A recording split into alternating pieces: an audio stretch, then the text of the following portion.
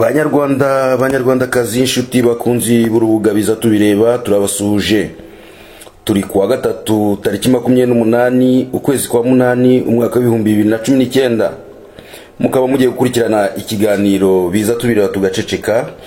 Ikiganiro mutegurirwa kandi mukakigezwaho nanjye Jeanne Pomisene Mporamusanga. Inshuti muduteze amatwi turabasuhuje. Twongere mbere yo gutangira ikiganiro tubanze dushimire abantu bakomeje kutugaragariza urukundo, bakomeje kutugaragariza ubufatanye, batanga ibitekerezo byabo ku rubuga rwacu ndetse bagira inama zubaka bagira abanyarwanda.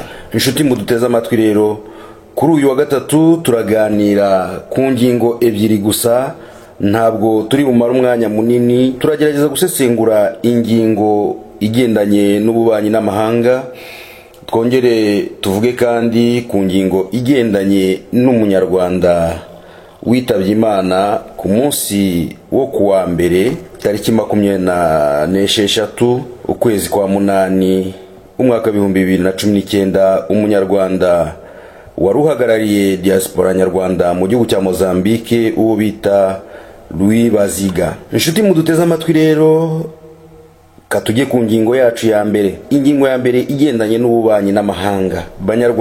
Banyarwandakazi, nkuko bisanzwe kandi bibaho mu bihugu byose, hari ministeri itagibura muri za ministeri zishingwa n'abayobozi b'ibihugu. Iyo nta yindi ni ministeri y'ububanyi n'amahanga. Uko byagenda kose iyo ministeri ntishobora kuburamo. Mu Rwanda rero naho iyi ministeri y'ububanyi n'amahanga irahari. Nyamara kandi benshi mu banyarwanda ntago bakiyita ministeri y'ububanyi n'amahanga, ahubwo basigaye bayita ministeri y'ubushwanyi n'amahanga.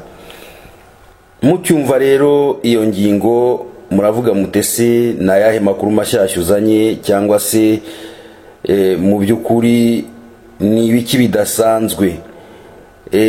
Nta kidasanzwe rero, ndetse ndatekereza ko ibyo nenda kuvugaho abenshi muri mwebwe mwabyumvishe muri iyi minsi ibiri ishize, ariko kandi icyo tugiye gukora ni ugusesengura kugira ngo turebe neza mu byukuri aho ikibazo kiri.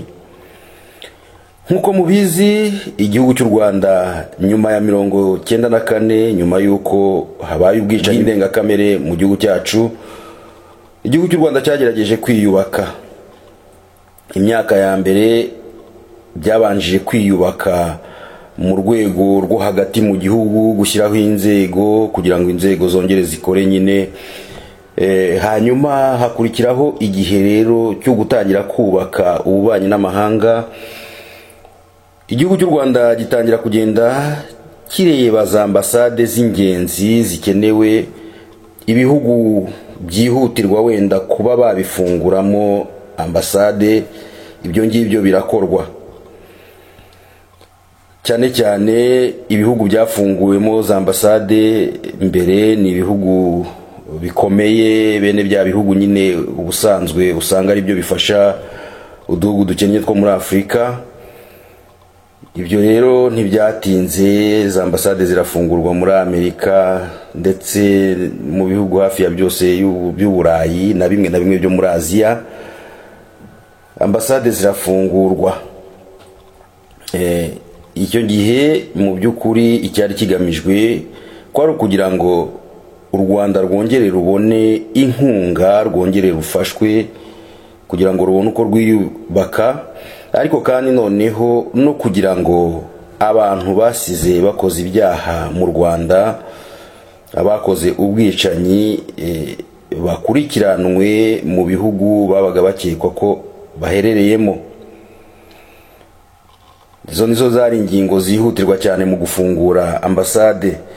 Hanyuma rero haje gukurikiraho no gufungura za ambasade, icyakwitwa nka za ambasade mu bihugu bisanzwe, ndetse ibihugu ubona ko nta n'impamvu yari ihari yo gufunguramo za ambasade, kuko buryo ubundi igihugu gifunguramo ambasade bitewe n'ubufatanye mufitanye, imihahiranire, abaturage uburyo bagenderana muri ibyo bihugu. Mbega ni ingingo nyinshi zishingirwaho mu gufungura ambasade mu gihugu runaka, ariko ahenshi byagiye bigaragara ko mu by'ukuri ambasade z'u Rwanda zagiye zifungurwa mu bihugu rimwe na rimwe ubona ko bitari ngombwa. Igihe rero cyaje kugera ibyitwaga za ambasade biza guhinduka mu by'ukuri za misiyo z'ubwicanyi ndetse no guhiga abantu bose batavuga rumwe n'igihugu cy'u Rwanda. Abenshi iyo babaga ari abahutu, izi ambasade nta kindi zabaga zikora, zabaga zigomba kubagerekaho ibyaha bya jenoside. Si ukuvuga yuko hatari hari ababikoze, abo ngabo bari bahari ndetse bo nta nubwo babaga bagaragara, babaga bagenda bihishe. Hanyuma ariko hari ababaga bagaragara bavuga bumva yuko nta kibazo bafitanye bifitemo, bumva ntacyo umutima wabo bashinja, bo bakajya ku mugaragaro, ariko ntibajye mu murongo wa leta bitewe nuko babaga bavuga bati leta yagiyeho mu buryo bunyuranyije mu by'ukuri n'amategeko, ntago twakorana nayo. Abo rero Minisiteri y'Ububanyi n'Amahanga ifatanyije na za ambasade zayo bagombaga kubashakira ibyaha byo kubashinja kugira ngo aho bikunze babasubize mu gihugu cyangwa se bicwe, kandi zagiye zibaho haba gufungwa cyangwa kwicwa. Ibyo ngibyo ni ibintu bizwi cyane cyane n'abanyarwanda hafi ya bose ndetse n'amahanga babaga barimo. Ibyo rero mu by'ukuri abantu bakomeje kwibwira ko ari iby'igihe gitoya, bavuga bati wenda hari leta iracyafite ubwoba ko hari abantu bayibangamiye, bakibwira yuko wenda mu gihe gitoya mu myaka nk'ingahe bizaba birangiye. Ariko uko imyaka igenda ishira bikagenda bifata umurego, ndetse haza kugera igihe habonekamo igice cy'abantu barwanya iriya ntambara bagafatanya na FPR gufata ubutegetsi, batangira guhunga, nabo batangira guhunga igihugu bitewe nuko wenda babona umurongo uyoboye igihugu atari umurongo uboneye. Hanyuma bageze mu mahanga, nabo za ambasade zitangira kubahiga, zibahigira hasi kubura hejuru, rimwe na rimwe bakababeshyira ko basahuye imitungo y'igihugu, ubundi bakababeshyira yuko bafatanyije n'abicanyi bakoze jenoside. Mbega byari birebire cyane ku buryo abantu bari bari mu mahanga icyo gihe bari bari mu bwoba bukomeye cyane, ndetse n'abari bari mu gihugu inshuro nyinshi waganiraga n'umuntu ukumva rwose igitima ntikiri hamwe, ukumva umuntu ntacyo yirega, mwaraturanye muri quartier, uramuzi, arakuzi, nta cyaha runaka yakoze, ariko ukumva ntatuje, yareba uko abantu bafatwa bagafungwa, abandi bagakurwa mu mahanga gutyo, ukumva abantu ntibatekanye nubwo bari mu gihugu. Ibyo rero byarakomeje cyane, ariko biza kugira imbaraga nyinshi cyane ubwo nyine za ambasade na Minisiteri y'Ububanyi n'Amahanga bahabwaga imbaraga zikomeye cyane ndetse na bije nini kugira ngo barusheho guhiga abantu bo mu bwoko bw'abahutu, cyane cyane abize bakekaho ubushobozi bwo kuba barwanya leta bigakunda, ndetse no guhiga abatutsi bari bamaze guhunga iriya leta, batangiye kugaragaza ubwicanyi ikora ndetse n'ubusahuzi ikora mu mutungo w'igihugu. Ibyo rero byarakomeje, za ambasade zibigiramo uruhare rukomeye cyane, ku buryo hari abantu benshi bagiye basubizwa mu gihugu, baba bamwe mu bacitse ku icumu, ndetse baba na bamwe mu bahutu babaga bareze ibyaha bya jenoside, usibye ko hari n'ababaga barabikoze koko bagafatwa nyine bakajya kubihanirwa. Ariko hari n'ingero za benshi batabikoze ariko bagerekwaho urwo rusyo, basubizwa mu gihugu, ubu bakaba bafunze cyangwa se barishwe. Sinzi ko twajya gutanga ingero, ni nyinshi. ntago twabivamo, ariko haba ku ruhande rw'abatutsi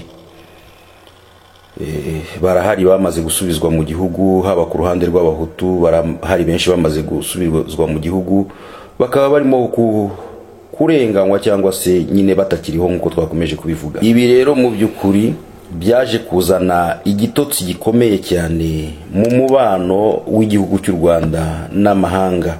Mu by'ukuri bijya gutangira, byatangiye hari ibihugu bimwe bikomakomeye bifite iperereza ryo mu rwego rwo hejuru, twavuga nk'igihugu cy'Ubwongereza, aho cyabashije kumviriza no kugenzura itumanaho rikorwa na ambasade y'ububanyi n'amahanga y'u Rwanda, ndetse rikumviriza abakorera ambasade y'u Rwanda mu Bwongereza ndetse na Minisiteri y'ububanyi n'amahanga. Maze muri uko kubakurikirana, leta y'Ubwongereza iza kwemeza ko leta y'u Rwanda ifite abantu b'abicanyi, groupe y'abicanyi, ibyo dukunze kwita inshuro nyinshi za escadron de la mort, bari mu Bwongereza, baje bazanywe no kwica abanyarwanda bari mu gihugu cy'Ubwongereza, cyane cyane hakoreshejwe amarozi.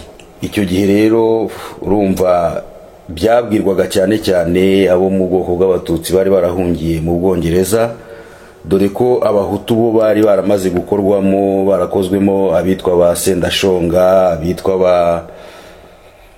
Barizindete Honesti, harakozwemo, mbega ni benshi ntago twabarondora. Ariko muri icyo gihe nibwo nyuma yaho nyine haje kuburirwa abo mu bwoko bw'abatutsi, bikozwe na leta y'Ubwongereza. Nkuko mubyibuka rero, nyuma y'ibyo ngibyo haje kubaho ikintu gikomeye mu mwaka w'2010, nyuma y'izo mpungenge z'Ubwongereza no kuburira abanyarwanda ko barimo guhigwa, haje kuba ikibazo hagati y'u Rwanda na Afurika y'Epfo, ubwo ambasade y'u Rwanda muri Afurika y'Epfo ifatanyije na Minisiteri y'ububanyi n'amahanga ndetse ifatanyije n'abicanyi bari boherejwe na leta y'u Rwanda, bitwikiriye uburangare cyangwa se agahuge k'abantu benshi bari bahugiye ku mikino y'igikombe cy'isi umupira w'amaguru cyaberaga muri Afurika y'Epfo mu mwaka w'2010, maze bihisha inyuma y'uko guhuga, hanyuma binjira mu gihugu cya Afurika y'Epfo, baza baje kuvutsa ubuzima umwe mu basirikare bakomeye cyane ndetse bari bakomeye cyane mu ngabo za FPR ubwo yari kiri mu ishyamba, ni ukuvuga General Kayumba Nyamwasa, wanabaye ndetse chef d'état major w'ingabo z'u Rwanda. Bamutera iwe, bamutegera ku irembo, hanyuma bamurasa amasasu menshi yamufashe mu nda, ariko Nyagasani akinga ukuboko, uyu mugabo akaba yarajyanywe kwa muganga, hanyuma yitabwaho n'abaganga baramuvura. Ariko muri icyo gihe yarakirimo kuvurwa, haje rero gufatwa nanone andi majwi. Serivisi z'iperereza z'igihugu cya Afurika y'Epfo zaje gutahura ko hari irindi tsinda ry'abicanyi leta y'u Rwanda yohereje mu gihugu cya Afurika y'Epfo kujya guha uburozi General Kayumba Nyamwasa, icyo gihe wari uri mu bitaro, nyine bakamufatirana n'iryo sasu n'ayo masasu bamurashe kugira ngo yicwe n'uburozi, noneho wenda ibye bye kuzagira inkurikizi. Ibyo rero igihugu cya Afurika y'Epfo cyarabivumbuye, ariko biranakibabaza cyane kuko cyababajwe nuko cyatewe mu gihe cyari gitegereje umutekano mwinshi. Muri icyo gihe cy'imikino y'igikombe cy'isi, murabyibuka mbere yaho gatoya, ibihugu bikomeye bimwe na bimwe byashatse kuvuga ngo iyo mikino yimurirwe mu kindi gihugu, ngo kubera yuko umutekano wo muri Afurika y'Epfo utizewe.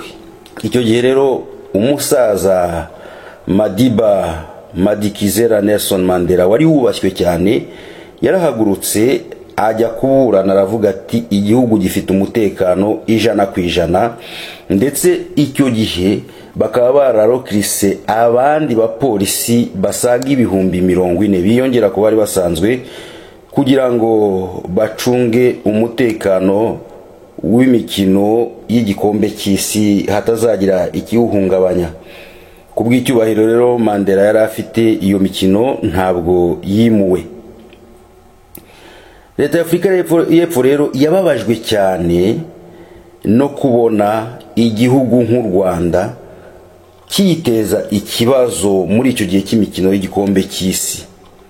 Bakavuga bati mu gihe abantu bose bari badutegerejeho umutekano, mu gihe abantu bose bari bizeye yuko nta kibazo, igihugu runaka cyaraduteye kiraza kiza kwica umuntu muri Afurika y'Epfo. Birabababaza cyane, ndetse kugeza ubwo bakurikiranye cyane iby'iki kibazo biza kurangira inkiko zo muri Afurika y'Epfo zemeje yuko General Kayumba Nyamwasa yarashwe n'intumwa za leta y'u Rwanda, ndetse abo bamurashe bakaba barafashijwe na ambasade y'u Rwanda muri Afurika y'Epfo gusohoka muri icyo gihugu. Ibyo rero mu by'ukuri byababaje iki gihugu, ndetse bisa naho umubano w'ibihugu byombi uhungabanye. Ariko nyine nk'uko mubizi, burya igihugu kiba ari igihugu, ikosa rishobora gukorwa n'abantu babiri cyangwa batatu cyangwa abana bane 10, wenda abandi bakavuga bati abantu 10 ntibateranye igihugu, reka twirengagize. Byaje kuba ngombwa rero ko bagenda boroshya gahoro gahoro, bisa naho umubano wa Afurika y'Epfo n'u Rwanda wongera gusa naho ugenda umera neza buhoro buhoro. Nyuma yaho gato ya rero haje gutangira ibibazo bikomeye cyane, ubwo mu mpera z'umwaka w'2013 mu ijoro risoza uwo mwaka rishyira ku itariki ya mbere za 2014, n'ubundi abicanyi boherejwe na leta y'u Rwanda bubikiriye uwahoze ari umuyobozi w'urwego rushinzwe iperereza hanze y'u Rwanda, Colonel Patrick Karegeya, hanyuma anigirwa muri hoteli iri i Johannesburg. Hanyuma kuri iyo tariki rero ya mbere z'ukwa mbere 2014 isi yose icika umugongo, Afurika y'Epfo icika umugongo kurushaho, kuko yari ikozwemo ubugira kabiri. Hanyuma bituma rero abantu benshi batangira gushidikanya ndetse no kwibaza ku mikorere ya leta y'u Rwanda. Ibyo byabaye ikibazo gikomeye, ariko leta y'u Rwanda igahora imeze nk'igura urwo rubanza rw'iyicwa rya Patrick Karegeya kugira ngo rutaburanishwa. Ariko biza kurangira mu ntangiriro z'uyu mwaka ruburanishijwe, kandi ubutabera bw'igihugu cya Afurika y'Epfo bwemeza yuko abishe Colonel Patrick Karegeya ari abantu batumwe na leta y'u Rwanda. Ibi rero byahise mu by'ukuri bisubiza irudubi umubano wa leta y'u Rwanda, cyane cyane ko mu by'ukuri ntago byari ukugaba ibyo bitero gusa byo kujya kwica y'abantu, ahubwo hariho no kugaba ibitero muri diplomasi, aho wasangaga bamwe mu bayobozi mu by'ukuri umuntu yatatinya kuvuga ko ari abantu b'ikinyabupfura gikeya, abantu nk'aba Olivier Nduhungirehe bagiye bagaba ibitero ku bayobozi bo muri Afurika y'Epfo, aho nka Olivier Nduhungirehe atatinye gutuka Minisitiri w'Ububanyi n'Amahanga Madame Lindiwe Sisulu, umukobwa wa nyakwigendera Walter Sisulu, avuga ko ngo ari indaya. Ibi ngibi bikaba byaratumye n'uyu munsi igihugu cya Afurika y'Epfo kidacana uwaka n'igihugu cy'u Rwanda. Ibyo rero byaberaga muri Afurika y'Epfo, abantu bibwiraga yuko ari ibintu byo muri Afurika y'Epfo, ariko byaje kugira gutya.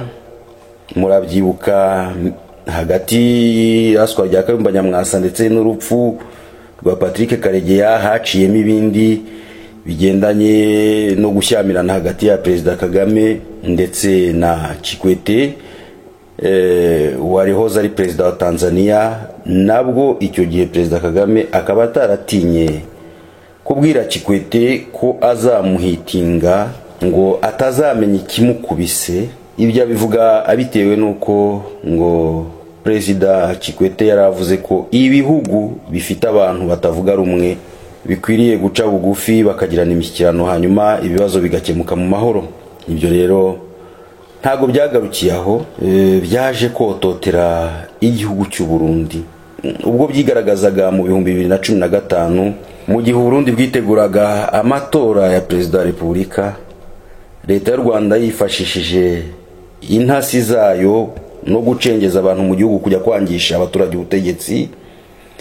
Mu Burundi havuka akajagari, haba imyigaragambyo ikomeye, hangirika byinshi. Hanyuma mu by'ukuri leta y'u Burundi iza kubibona ko ibyo bintu birimo bikorwa na leta y'u Rwanda, hanyuma irabivuga, ariko leta y'u Rwanda ibahindura abasazi, bakavuga bati ibibazo mufite ni ibyanyu. Nyamara bidatinze umugabo bita Hussein Rajab wari ufunzwe, umunyepolitiki ukomeye wari ufunzwe na leta y'u Burundi, yaje gufungurwa aratorokeshwa bigizwemo uruhare na leta y'u Rwanda, ajyanwa mu Rwanda. Usibye ko ubu bivugwa ko n'ubundi ashobora kuba yarongeye gufatwa, yaragejejwe mu gihugu cy'u Burundi. Abantu bakaba nibaza niba yaba akiriho, ariko we na bagenzi be bari mu mashyaka atavuga rumwe na leta, bahise bashishikariza abarundi benshi guhunga, bahungira mu Rwanda. Ndetse u Burundi icyo gihe buvuza induru, burasakuza cyane bavuga bati niba atari leta y'u Rwanda yabikoze, ni gute mu gihe abantu batari batangira no guhunga ari benshi? Ku mipaka y'u Rwanda n'u Burundi hari haparitse bisi zirenga 100 zitegereje impunzi kugira ngo bazijyane mu nkambi. Benshi rero ntibabyitayeho kubera ko insina ngufiya niyo bacaho urukoma. Amahanga nyine yavuze ko Burundi ari bwo buri mu makosa. Abanyarwanda benshi natwe twari turi mu gihirahiro tukibaze si birimo kuba birakorwa koko n'u Rwanda, ese n'u Burundi buri mu makosa? Twese turi hagati nk'ururimi, ariko biza kugaragara ko leta y'u Rwanda ibifite mu ruhare. Icyo gihe rero leta y'u Burundi yagerageje kwitabaza umuryango w'ibihugu by'uburasirazuba bwa Afurika, ari byo dukunze kwita EAC cyangwa se East African Community, hanyuma bashyiraho umuhuza hagati y'u Rwanda na Uganda, ariwe Perezida Yoweri Kaguta Museveni. Icyo gihe Burundi rero bwaratakambye, bwandika amabaruwa, ariko Perezida Museveni amera nkaho atitaye ku kibazo, ndetse agasubiza mugenzi we w'u Burundi Pierre Nkurunziza amubwira ati tuzacisha makeya, nta bimenyetso ufite bigaragaza yuko u Rwanda rugutera cyangwa se rufite uruhare mu bibazo byawe. Nyamara butari bwacya kabiri mu Bugande abantu batangiye kujya bapfa. Wajya kumva umutegetsi runaka arapfuye, baramurashe, cyangwa se wajya kumva agonzwe n'ikimodoka, ubundi ukumva hari abantu b'Abanyarwanda bashimutiwe i Bugande bagasubizwa mu Rwanda ku ngufu, abandi bakajya gukurwa mu nkambi. Mu iperereza rero ry'Ubugande, Uganda yaje kwemeza ko yamaze gutahura ko u Rwanda rwohereje intasi ndetse n'itsinda ry'abicanyi kuza kwica abantu ku butaka bwayo no kubashimuta babajyana mu Rwanda. Ibi rero byarakaje Perezida Yoweri Museveni, mu by'ukuri wasaga n'uwari warirengagije ikibazo cya mugenzi we w'u Burundi. Biramubabaza cyane, ariko we nk'umuntu wabanye na Perezida Kagame, umuzi neza imikorere ye, wabanye n'abantu muri FPR, w'ikibazo yahise agikurikiranira hafi, aragihagurukira, ashyiraho inzego zishinzwe kugikurikirana, maze leta ya Uganda itangira kugenda ifata abo bantu. Mu gufata abo bantu byabaye ibibazo bikomeye, kuko leta y'u Rwanda yo yabishyize muri rusange, ivuga ko Ubugande burimo kurenganya Abanyarwanda, burimo kubica, burimo kubafunga, ikabivuga ko biri gukorwa mu rwego rwa rusange. Nyamara muri Uganda habarwa Abanyarwanda babarirwa mu mamiliyoni bahatuye, bahafite imiryango, ndetse harimo na bamwe benshi mu miryango y'abari ku butegetsi mu Rwanda bahatuye. Abo bose ntabwo ariko bose bagize ibibazo, ahubwo hari abagiye bagira ibibazo, abenshi bakaba ari ababaga baturutse mu Rwanda baketsweho ibintu bigendanye n'ubutasi ndetse no gukora ubwicanyi ku butaka bwa Uganda. Ibi ngibi rero mu by'ukuri byaje kuba ikibazo n'ubundi ubwo mu mwaka w'2016 serivisi z'ubutasi z'igihugu cy'Ububiligi zagaragaje ko mu Bubiligi hari itsinda ry'abicanyi ryaturutse mu Rwanda rihiga abanyarwanda. Icyo gihe wari ushinzwe ubutasi wari urimo arangiza manda ye ari gukora ihererekanya bubasha na mugenzi we, yaramubwiye ati hari ikintu gikomeye cyane nubasha kukirwanya uzaba ukoze ikintu gikomeye cyane. Aramubwira ati hari ibihugu bitatu bimaze kugaragara ko byohereza abantu babo, byohereza intasi muri iki gihugu kuza kwica abo batavuga rumwe. Muri ibyo bihugu bitatu rero akaba yaravuzemo n'igihugu cy'u Rwanda. Ubwo rero kuva icyo gihe igihugu cy'Ububiligi cyarabihagurukiye, ndetse n'uyu munsi kikaba gisaba abantu bose baba bafite impungenge gutanga raporo y'impungenge zabo no kugaragaza abo bakekaho ibyo bikorwa by'ubugizi bwa nabi. Ibyo rero ni ikibazo mu by'ukuri kuri leta y'u Rwanda. Igihugu cyacu ubundi cyakagombye kuba kibanye n'amahanga neza, nta rukururano, nta kurebana ikijisho, nta mwiryane, ariko kugeza uyu munsi bikaba bigaragara ko ari ikibazo. Nkuko rero mubizi, nkuko mubyumva, Ubwongereza bwarabigaragaje, Ububiligi bwarabigaragaje, Uburundi bwarabigaragaje, ariko kubera ko Uburundi na Uganda ari uduhugu tworoheje, leta y'u Rwanda yabishyizemo imbaraga ndetse ishyiramo guhangana cyane, ikagaragaza ko ibyo bihugu rwose ari ikibazo mu karere, bibangamiye umutekano w'u Rwanda. Nyamara mu by'ukuri ntabwo ari ikibazo cya Uganda. N'ibihugu bikomeye birimo Ubwongereza, birimo Ububiligi ndetse na Amerika bafite kandi bamaze kugaragaza ibimenyetso yuko u Rwanda rwohereza za escadron de la mort kujya kwica abanyarwanda mu bihugu barimo. Hanyuma rero tudatinze, muti iyi nkuru igarutse ite? Iyi nkuru igarutse kubera nanone inzego z'iperereza z'igihugu cya Australia muri kino cyumweru zagaragaje ko mu by'ukuri zifite impungenge z'intasi ndetse n'abicanyi leta y'u Rwanda yohereza ku butaka bwacyo. Australia ikaba yaravuze yuko iki kibazo igiye kugihagurukira, maze abo bose bakekwaho ubwo bwicanyi, bakekwaho kwinjira mu gihugu baje kugira nabi, bagafatwa. Banyarwandakazi inshuti muduteze amatwi, ikiganiro nibiza tubira tugaceceka, ikiganiro mutegurirwa kandi mukagezwaho nanjye Jeanne Pomsene Mparamusanga. Inshuti muduteze amatwi, iyo rero abantu bavuze ibibazo nk'ibi ngibi, abantu bamwe usanga batukana kuri za social media, abandi bakatwoherereza ku rubuga rw'ibitekerezo kuri chaîne ya YouTube, ugasanga baratukana bakavuga bati mwanga igihugu, muri abanzi b'u Rwanda. Ariko kandi ndagira ngo mbabwire ko nta mwanzi w'u Rwanda uriho, nta munyarwanda n'umwe wanga u Rwanda. Umuntu wese ufitanye ikibazo n'u Rwanda n'ukwanga ibibazo cyangwa se imyitwarire mibi y'igihugu. Kandi ibi ngibi simbona impamvu bitabaye ikibazo. Abantu ba FPR bari mu buhungiro, barwanyije leta zayibanjirije, ntibabibona nk'ikibazo, ariko bo aberekana amakosa yabo bakababona nk'ikibazo. Nongere mbisubiremo rero ko nta munyarwanda wanga u Rwanda. U Rwanda twese turarukunda. Sinanatekereza yuko wenda abavukiye hanze aribo barukunda kuruta abaruvukiyemo bakarukuriramo. Twese rero ni igihugu cyacu dukunda, twifuza ko cyagira amahoro, ariko muri uko kugira amahoro kwacyo kigaha amahoro n'ibindi bihugu. Ikibazo rero ni ikihe? Ubu urusaku rwabaye urusaku ngo Uganda ngo ifite ishyari ry'u Rwanda, ngo Burundi bufite ishyari ry'u Rwanda ngo ko rutera imbere, ngo rukaba rumaze kugira aho ruva naho rugera.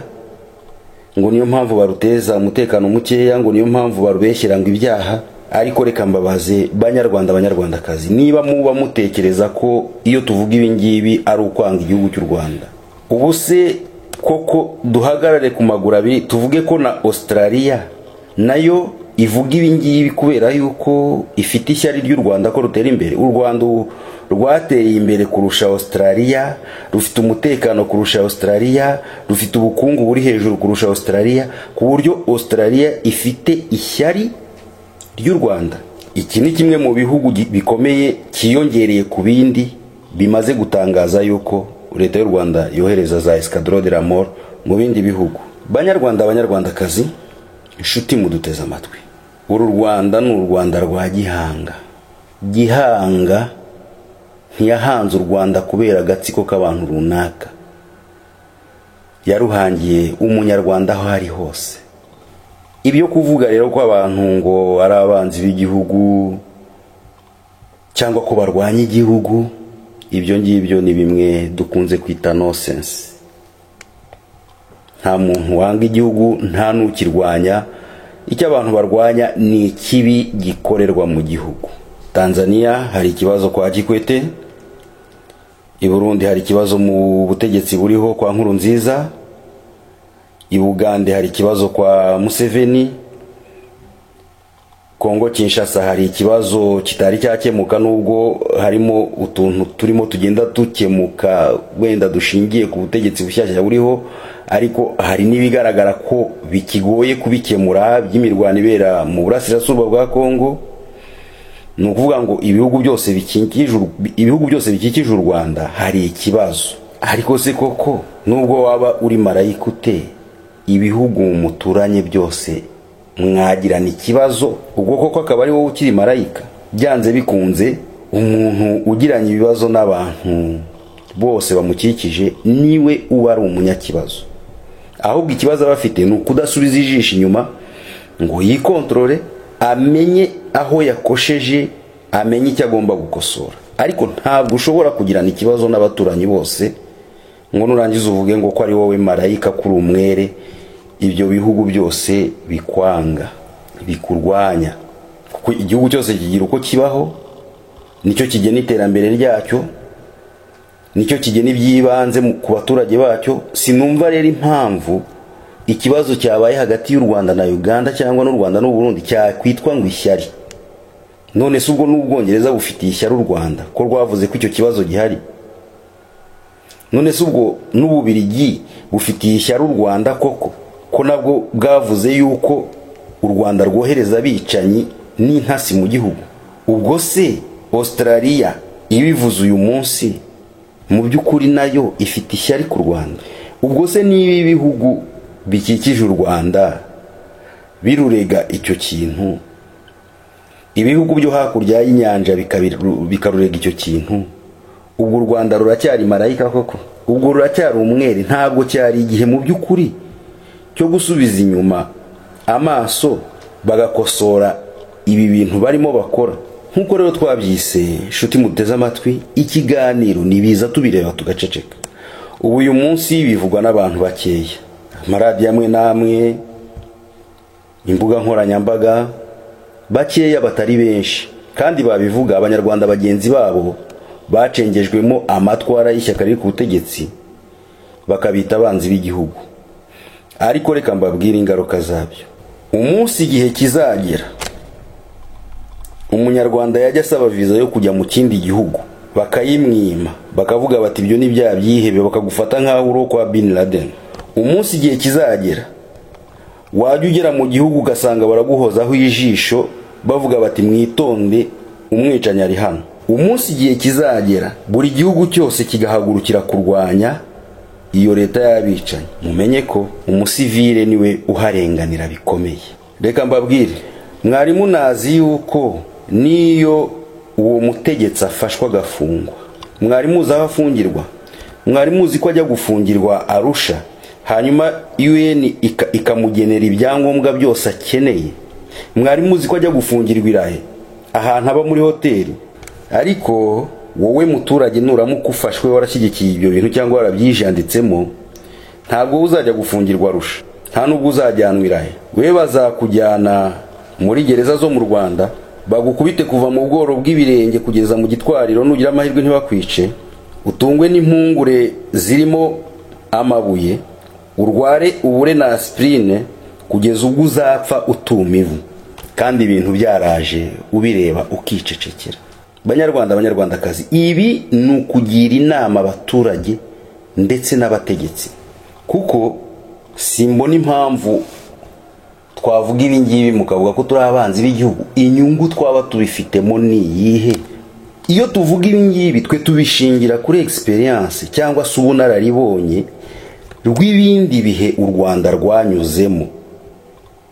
Urareba ukavuga ngo mbese niki cyatumye Abanyarwanda basaga ibihumbi n'ibihumbi muri 59 bahunga?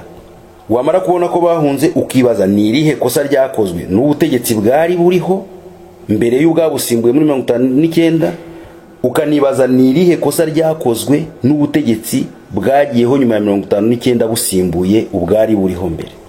Ayo makosa bakoze abo bombi, ni ukuvuga ingoma y'ubwami na repubulika ya mbere, amakosa abo bategetsi bakoze niyo yateje ingaruka zo muri 59 zituma ibihumbi n'ibihumbi by'Abanyarwanda bajya guhonyokera mu mashyamba yo muri Tanzania ni Bugande no mu Burundi no muri Kongo, bamarayo imyaka 30 bababaye, barya ibigori bitagira umunyu, batagira icyo babisimbuza abana babo, bamwe na bamwe ntibabasha kwiga, barababara birenze urugero. Uragaruka ugahita ureba ibyabaye muri 94, amakosa yakozwe n'abategetsi bari bariho, amakosa yakozwe na FPR iriho ubu ngubu, niyo yatumye miliyoni z'Abanyarwanda zijya guhonyokera no gushirira mu mashyamba ya Kongo, niyo yatumye za miliyoni z'Abanyarwanda ziri mu buhungiro mu bihugu bya Afrika hose n'Uburayi na Amerika, niyo yatumye kandi n'uyu munsi hari Abanyarwanda bagikubita agatoki kandi bavuga bati tugomba natwe gutaha. Leta y'u Rwanda ntishobora kuvuga ngo reka ducishe make, aho kugira ngo tuvuge ngo tujye kwiteranya n'ibihugu tujya guhiga Abanyarwanda, reka ducishe make twumvikane n'Abanyarwanda batahe baze dufatanye kuyobora igihugu, dufatanye kubaka igihugu. Ahubwo ikiyo leta yumva ari kiza ngo nuko basanga mu mahanga ikajya kubicirayo. Ariko reka mbabwire ikintu, cyane cyane abategetsi, ntabwo bibaho, ntibishoboka, ntimushobora kwica abantu bose ngo muzabamare. Icyo ni icyambere. Ikindi cya kabiri, murabikora ariko muzabiryozwa byanze bikunze, igihe kizagera mu bibazwe. Ikiri cyiza rero nuko mureka kwiteranya n'amahanga, bwa mbere mujya guhiga y'abantu cyangwa se mujya guhungabanya umutekano w'ibihugu bindi. Icya kabiri no kumvikana n'abandi Banyarwanda, mukumvikanira hamwe uburyo bwo kuyobora igihugu no kugikorera. Ikindi ni inama ku baturage. Nababwiye yuko iyo ibintu bibaye bibi, abo bategetsi babashuka babajyana kubafungira Arusha mu maetage no mu buriri bushyushye no mu biryo bashaka no kwivuza uko bashaka, mwebwe mugahonyokera muri gereza z'i Kigali no mu ntara muri ibiryo birimo amabuye n'ibice by'amacupa byose. Abandi bakajyana gufungirwa Arusha, mwebwe aho bavurwa nk'abategetsi, mwebwe mutabasha kubona na aspirine.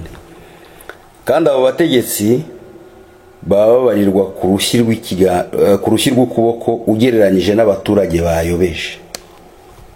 Ariko reka turebe haba ku ruhande rw'abategetsi haba no ku ruhande rw'abaturage. Umutegetsi ashobora kuvuga ati ahari igihe ndashaje, ndiye ubuzima bwanjye ndakora ibyo nshatse, ariko nawe warabyaye kandi ufite abo ukomokaho, ufite abavandimwe, ufite umuryango. Abo bose sinzi ko nuramuka ugiye muzajyana, byanze bikunze ingaruka z'ibyo wakoze zibageraho. Mwa baturage mwe, aho mutuye ku gasozi ntimuhatuye mwenyine. Iyo uhemukiye umuntu, uhemukiye umuvandimwe wawe, uhemukiye umwana wawe, uhemukiye inshuti zawe, kuko bose ingaruka z'ibyo wakoze usanga rimwe na rimwe zibakurikirana. Ibi rero akaba ari ikintu Abanyarwanda badakwiriye gukomeza kurebera.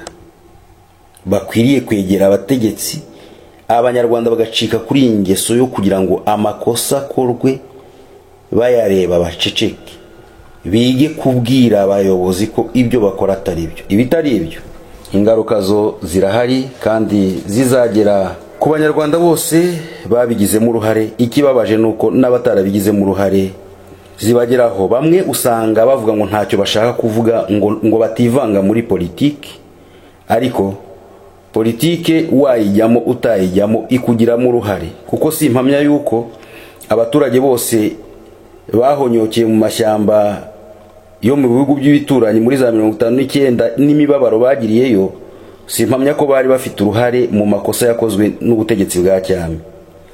Abahonyokeye mu mashyamba ya Kongo ejo bundi n'abagihonyokera y'ubu ngubu, ntago mpamya yuko bagize uruhare mu makosa yakozwe n'ubutegetsi bwari buriho. Cyokora ikosa ryabo ni rimwe, ni ibi byo kurebera bagaceceka. Yaba babyamaganaga sintekereza ko biriya bibazo byose byakagombye kuba bibaho. Shuti muduteze amatwi rero, nkuko twabibabwiye turaganira ku ngingo ebyiri. Iyi ngiyi tuyitinzeho gatoya kubera ko ni ingingo ireba abanyarwanda byanze bikunze, kugira ngo tuzagire igihugu kizima, igihugu duhuriyeho kandi igihugu kibanye n'ibindi bihugu neza.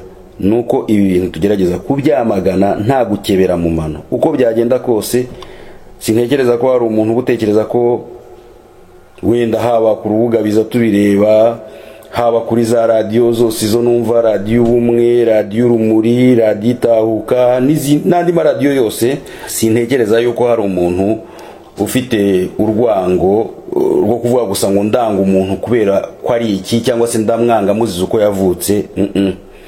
Icyo aya maradiyo n'izi mbuga zigisha nuko abanyarwanda bakwiriye kubana mu Rwanda kandi bakarubanamo neza nta kuryagagurana, kandi bakabana neza n'abaturanyi. Reka rero tujye ku ngingo ya kabiri, ingingo ivuga ku rupfu rw'umunyarwanda wari uyoboye diaspora nyarwanda mu gihugu cya Mozambique, umunyarwanda bita Louis Baziga. Inshuti muduteze amatwi, nkuko mwabyumvishe ku munsi wo kuwa mbere saa 6 z'amanywa, umunyarwanda witwa Louis Baziga yarasiwe mu gihugu cya Mozambique. Amakuru twagerageje gutohoza tuyavanye ku bantu bo mu gihugu cya Mozambique nuko uyu mugabo Louis Baziga atari umuntu woroshye. Yego yavaga amaraso nk'abandi bantu, yagiraga bezwe nk'iz'abandi bantu bose bagira, ariko ntabwo yari umuntu woroshye kuko hari amateka yihariye yari afite. Wenda twanyuramo muri make nubwo atari yose, ariko ntabwo yari umuntu, ntabwo ari izina ryari ryoroshye ku buryo muri kiriya gihugu warivuga ngo buri muntu wese yumve ko ari izina nk'iry'umuntu ubonetse wese. Mu isi niko bimera, burya abantu bararutanwa mu isi, wenda mu ijuru ho ntabwo ariko bizamera. Niba igihe kizagira abantu bakaribona ho, wenda birashoboka ko abantu batazarutanwa kimwe n'ikuzimu, mbona bose bareshya. Ariko mu isi abantu bararutanwa bitewe n'ubushobozi, rimwe na rimwe ubutunzi batunze, ubundi bakarutanwa bitewe n'imiryango bakomokamo, ubundi bakarutanwa bitewe n'amashuri bize. Ni ibintu byinshi bituma mu isi abantu batareshya. Louis rero ntabwo yari umuntu woroshye. Uyu mugabo mu makuru make twamutohojeho nuko ari umunyarwanda ukomoka mu cyahoze cyitwa Gikongoro, prefecture ya Gikongoro. Ikindi twamenye nuko uyu mugabo yahoze mu ngabo za mbere ya 94, ni ukuvuga iki cyo abantu benshi bakunze kwita ngo mu gisirikare cya Habyarimana. Uyu mugabo akaba yakibayemo ndetse imyaka itari mikeya. Hanyuma igihe kiza kugera ubwo izo ngabo zatsindwaga, Louis Baziga ahungana n'abandi banyarwanda berekeza mu gihugu cya Kongo, icyo gihe cyitwaga Zaire. Yaciye rero mu nzira z'inzitane nk'abandi banyarwanda bose bagiye muri izo nzira. Hanyuma rero aza kwisanga mu gihugu cya Mozambique. Nkuko amakuru twavanye i Maputo abitubwira nuko Rwibaziga yageze Maputo imbokoboko nk'abandi banyarwanda bose b'impunzi bari barimo bagera mu bihugu bitandukanye. Ariko uyu mugabo akaba yarabaye umuntu uzi gukora bimwe bita ngo nukuva hasi cyangwa se gukura amaboko mu mufuka, akora atikoresheje. Ababitubwiye rero batubwiye yuko Rwibaziga ngo yatangiye ikintu cy'ubucuruzi bw'ubuconsho, akora ubucuruzi bw'ubuconsho, ariko atangira no gukora ubucuruzi bw'imiti twakwita bimwe by'amagendu, aho Rwibaziga ngo yagendaga akajya kurangura imiti mu mujyi muri centre ville ya Maputo, akagenda akajya kuyirangura muri za farumasi, hanyuma nawe akaza akayizengurukana mu byaro biri hanze y'umujyi wa Maputo, ari nako we n'umudamu we bakora ubuconsho bw'ubucuruzi bworoheje, imyaka, amasukari, imiceri, ibintu nk'ibyo ngibyo. Rwibaziga rero ibi bintu byaje kumuhira, hanyuma yinjira rero mu bucuruzi bukomeye, atangira kugenda ashinga za farumasi, ku buryo benshi bakubwira bati farumasi hafi ya zose zari ziri mu mujyi wa Maputo zari z'umugabo Rwibaziga, usibye ko n'ubundi bucuruzi ataburetse nabwo yabushoyemo amafaranga. Rwibaziga ibi bintu biramuhira ku buryo benshi banavuga bati ashobora kuba ari we munyarwanda wari ufite amafaranga menshi kurenza abandi banyarwanda muri kino gihugu. Ibyo ngibyo ni amakuru twaganirijwe n'abantu bamuzi neza kandi baba mu gihugu cya Mozambique.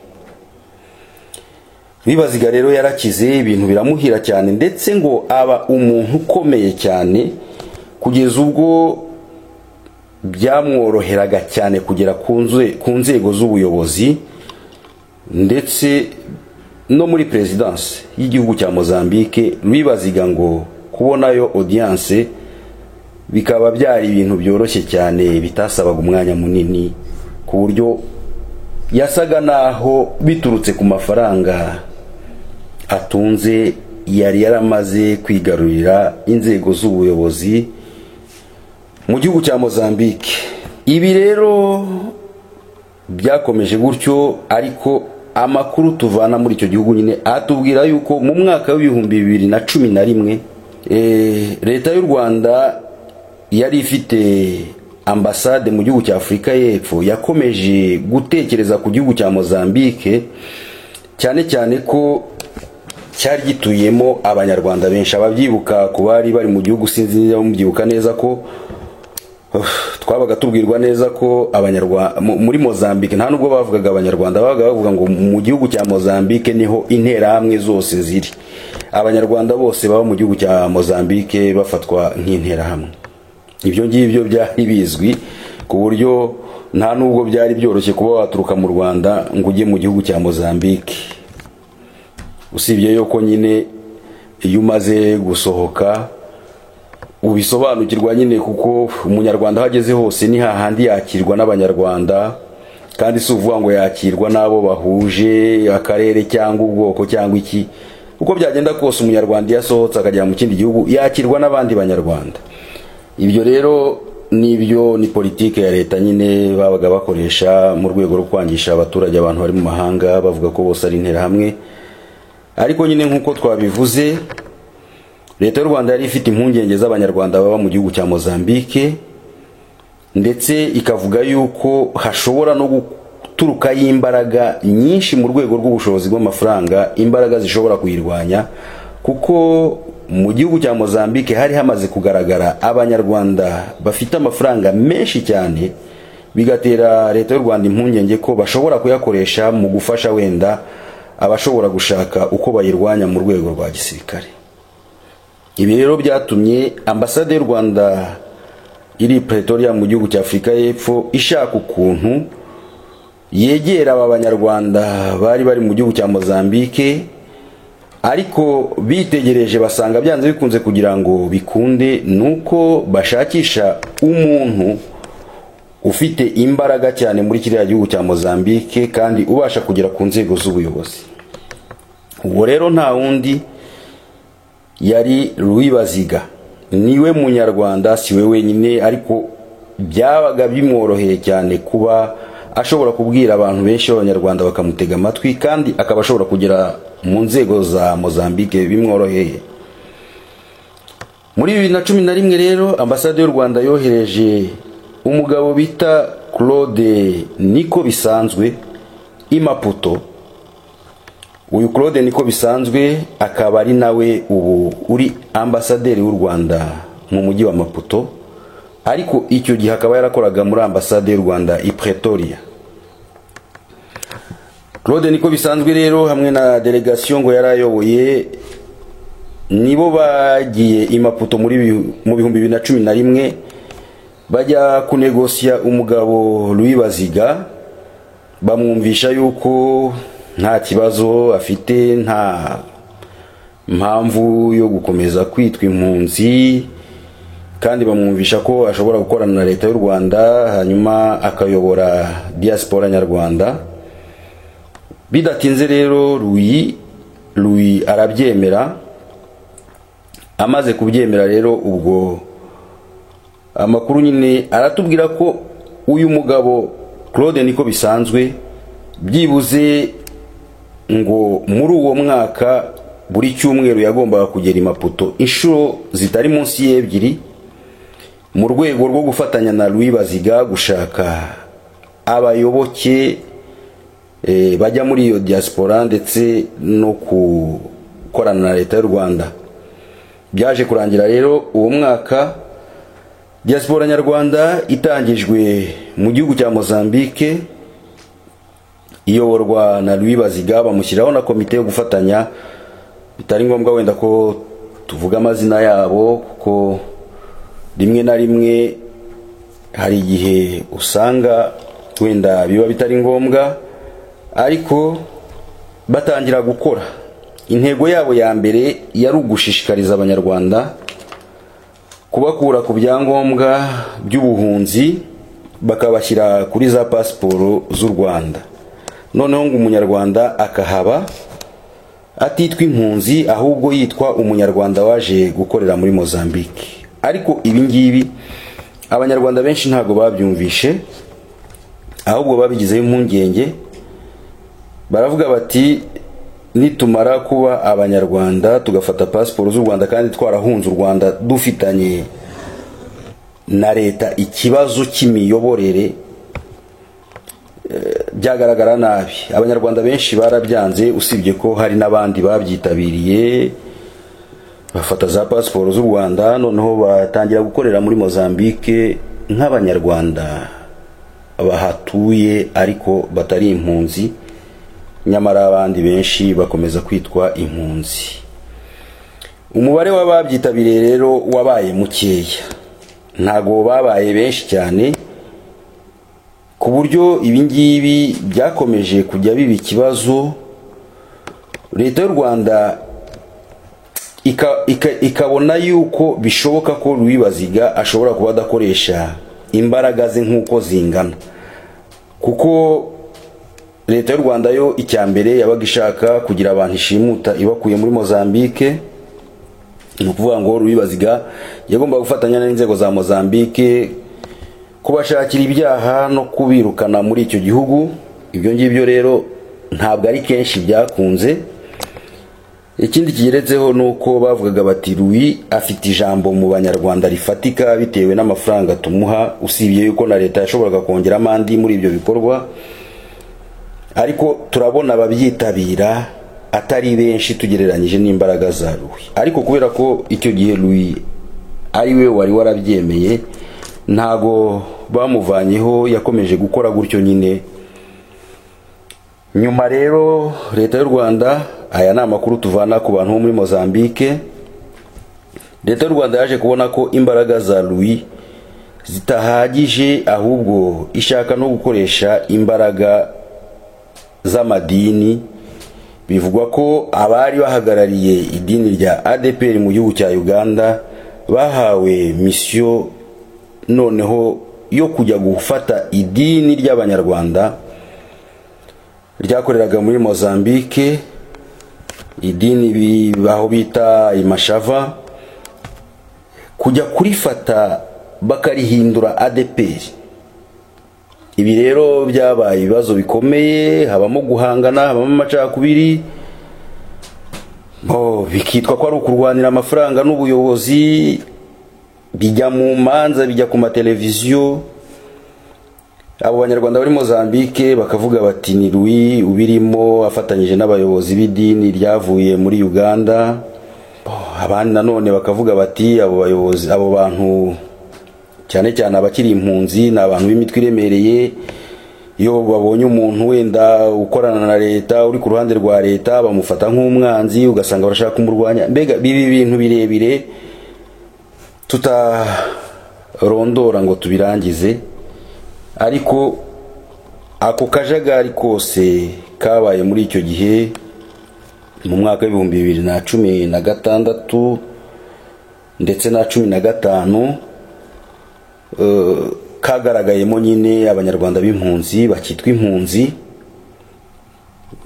ndetse n'abanyarwanda bagenzi babo babiyemeje kujya ku ruhande rwa leta, bari bayobowe na Louis Baziga, aricyo gice cyitwa diaspora nyarwanda muri Mozambique. Ariko byaje kurangira nyine ibyo byo gufata iryo dini wenda ngo rihinduke ADEPR bidakunze, ahubwo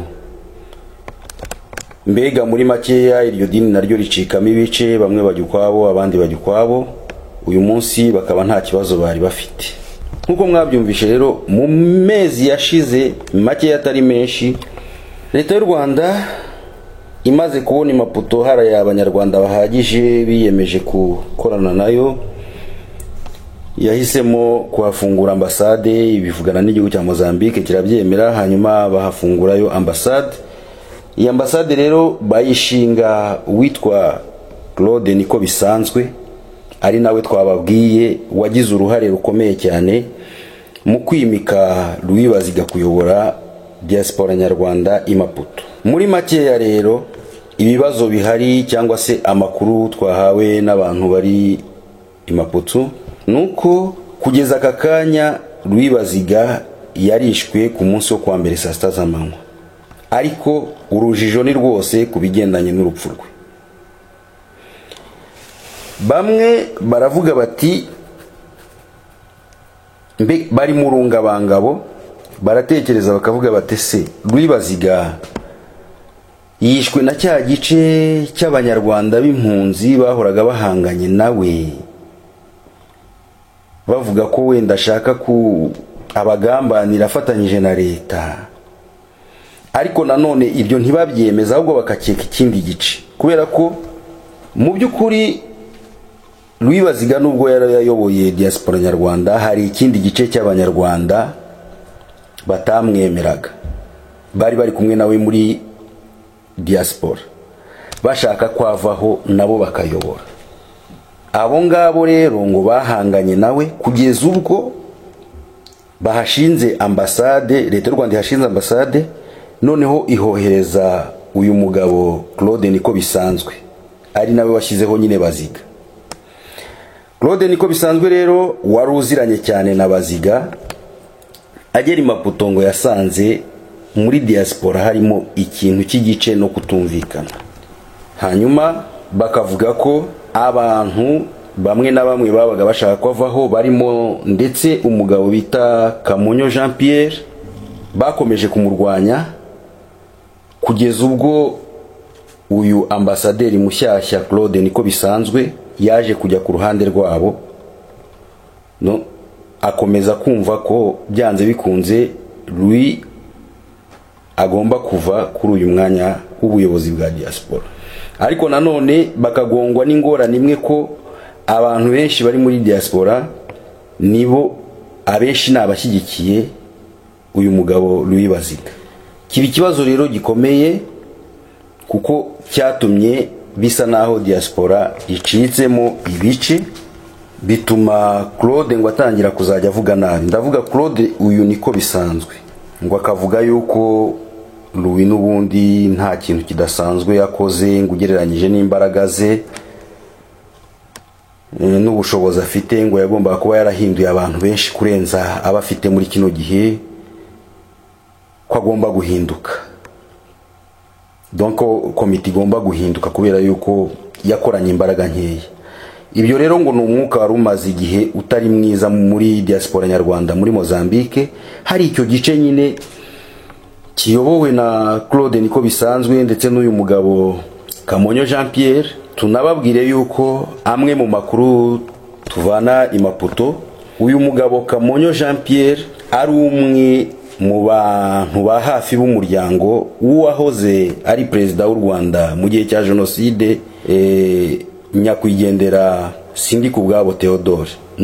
Ibi ngibi nibyo twabwiwe n'abantu bari Maputo, bavuga bati uyu mugabo Kamonyo Jean Pierre ni uwo mu muryango wa Sindikubwabo Theodore, akaba nawe yaraje aho ngaho i Maputo aje gucuruza, ariko ntiyabasha kumvikana na Louis Baziga kugeza ubwo Claude niko bisanzwe yahageze nk'ambasaderi.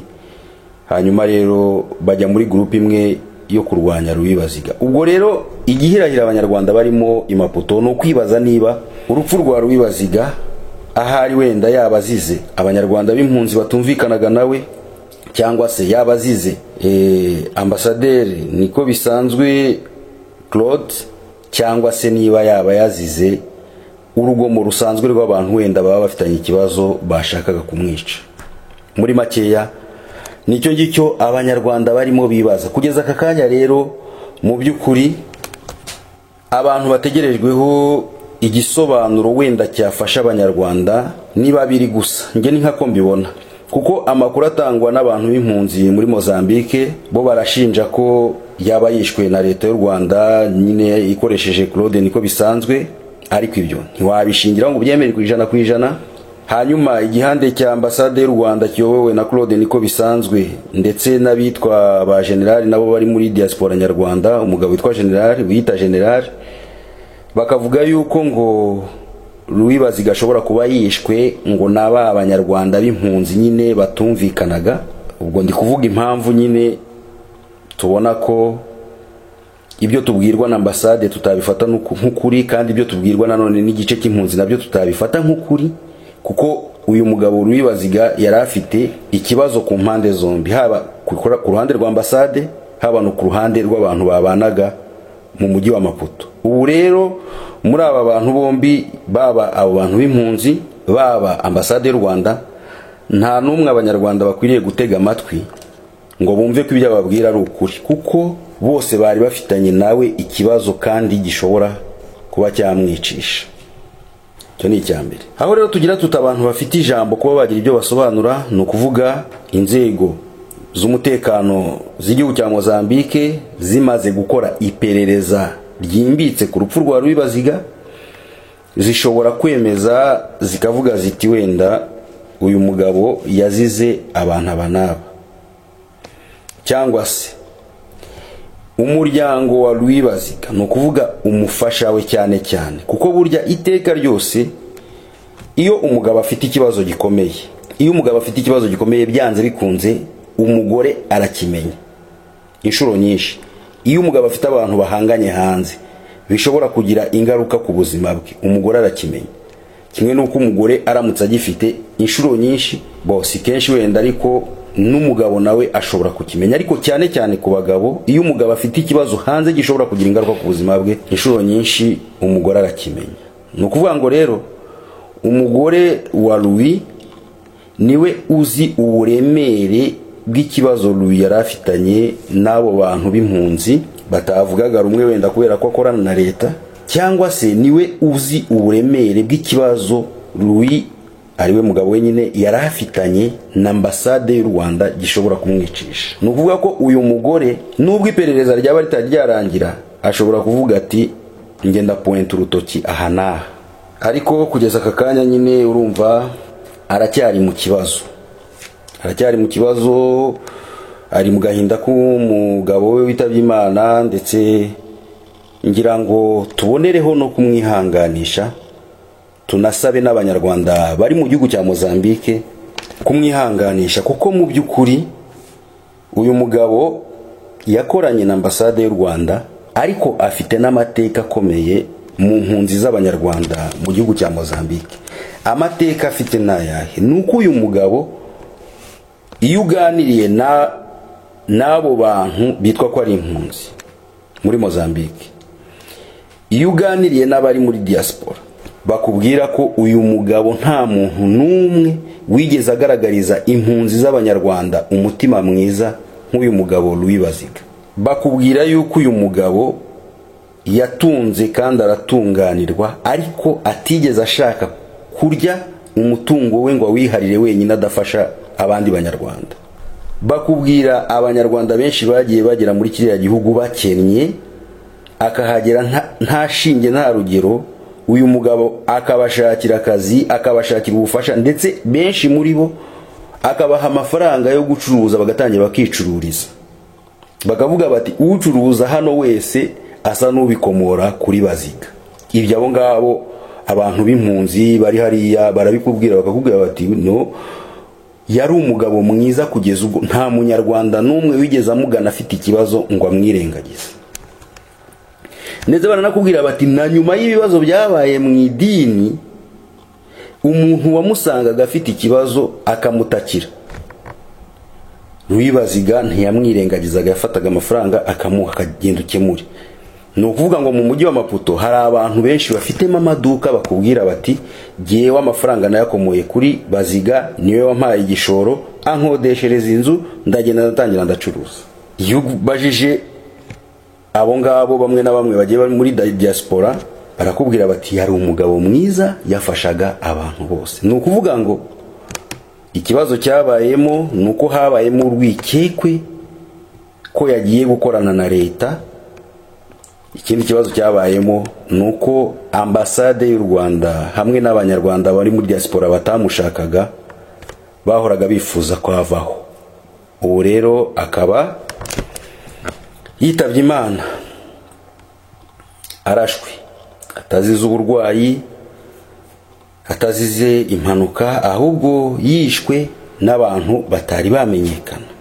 Ahangaha rero umuntu akaba yavuga ngo bibe ibyuya ntibiba amaraso, wenda uyu mugabo abe yishwe n'abantu ku giti cye nibashaka babe ari n'abene gihugu, wenda bari bafitanye ikibazo. Ariko biramutse yishwe n'abanyarwanda, akaba yishwe na ambasade y'u Rwanda, nkuko abantu benshi barimo kubikeka kubera ibibazo yari afitanye nayo, cyangwa akicwa n'abanyarwanda b'impunzi, ni ukuvuga ngo wa muzimu twakunze kubabwira, umuzimu rukaraba nkaba, yaba akomeje kugenda agarika ingogo mu bana b'abanyarwanda, kandi akaba ari ibintu biteye agahinda. Twihanganishije rero umuryango wa Louis Baziga, turasaba abanyarwanda bari mu gihugu cya Mozambique, baba bari muri diaspora, baba abanyarwanda b'impunzi, kuko bose bahuriza ku ijambo rimwe bavuga bati yari umuntu mwiza, yagiye adufasha.